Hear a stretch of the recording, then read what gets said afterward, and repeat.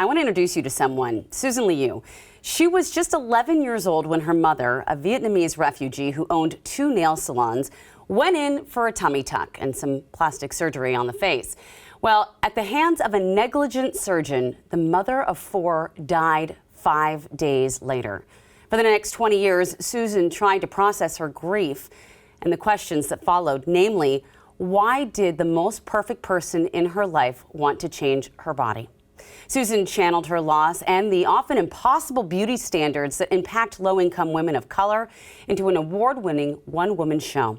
She joins us now to talk about her new memoir, The Manicurist Daughter. Thank you for being here. Thanks for having me. It's hard not to cry even as I was reading that intro because it's, we look up to our moms. Yeah. So much. They're so perfect. And part of your work was to discover who your mother was more than just the decision to have plastic surgery. Tell me about your mom. She was a woman who beat the odds. She didn't finish 9th grade. She grew up in rural Mekong Delta.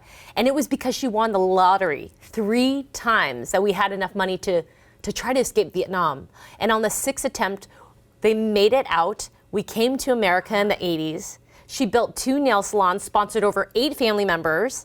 Oh my gosh. And she was living that American dream until the tragedy happened. And she's incredible. I mean, she, to me, looks so beautiful. She's just perfect, and I know that you think that as well.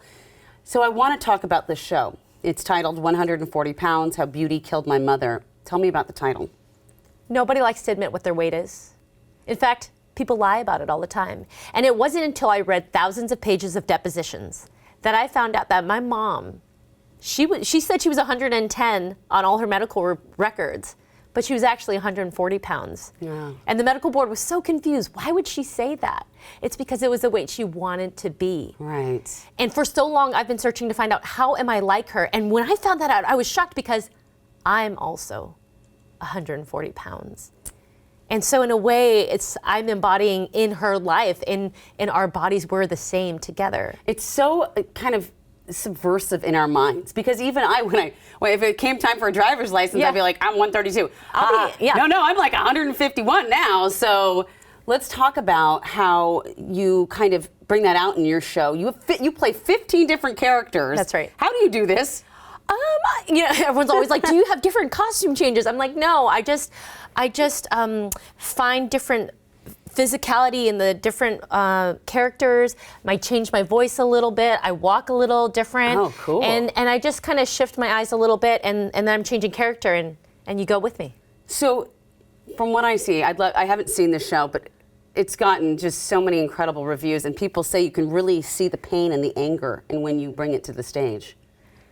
Yeah, I mean, I have to relive it over and over again. Oh. The arc of Susan losing her mom at 11 for 2 decades, really my family was the key to my healing, and they wouldn't let me in. They've never talked about her to this day. Really? Yeah.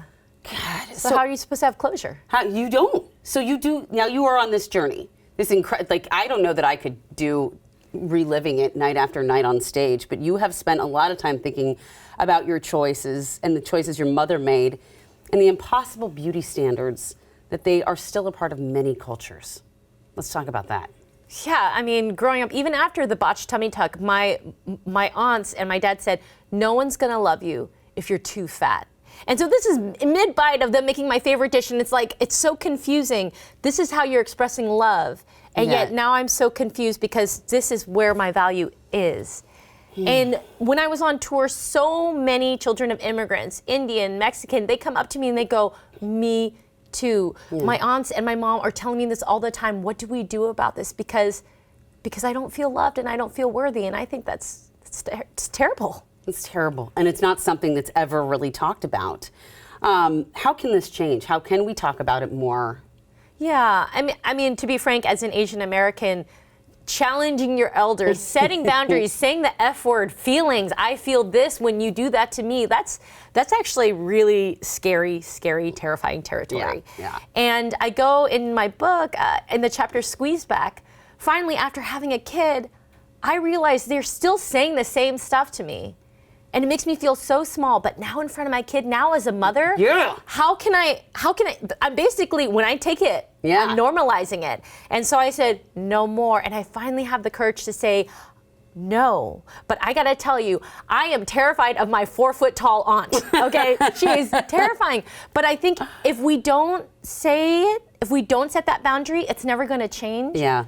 But it's very complicated with elders. It's very complicated. Yeah, it's complicated. There's long history, but kudos to you for being brave in front of your daughter. That's beautiful. Your book, you wanted to be published by the time you were 38. Why was that important?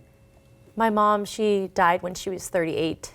And she had done so much. 2 nail salons, raising 4 kids, 2 of them already going to college. And I just thought she did so much in that time. I want to honor her and really just have an homage to her.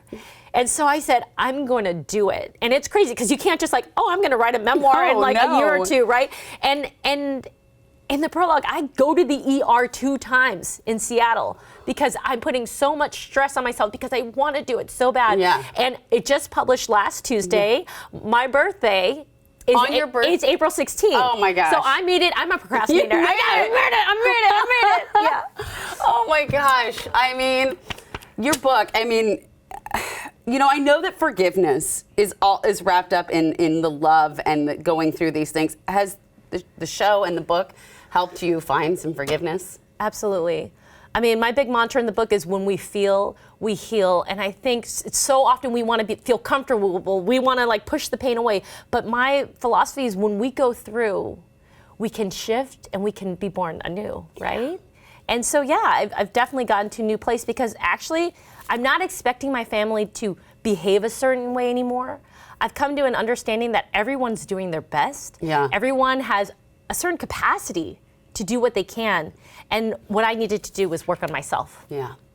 Thank you so much for being. Can I hug you? Hugs. Oh, thank you so much for Thank you for being here. Thank you for sharing that. The relationships between mothers and daughters are so fraught with so many things. And Susan is going to be sharing her insights from this beautiful memoir, The Manicurist Daughter, tomorrow night, Tuesday, March 19th at 7 p.m. at the Seattle Public Library.